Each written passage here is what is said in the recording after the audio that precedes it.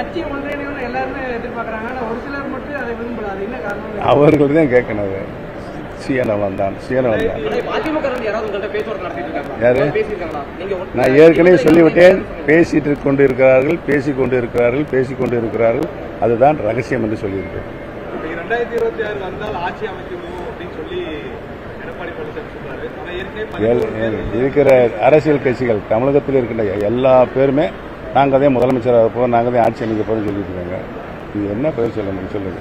எங்களை பொறுத்தவரை அனைத்து இந்திய அண்ணா முன்னேற்ற கழகத்துடைய மிகப்பெரிய சக்தியாக இருவரும் தலைவர்களும் தங்கள் உயிரை கொடுத்து காப்பாற்றிய இந்த இயக்கம் இன்றைக்கு பிளவுபட்டு இருக்கிறது.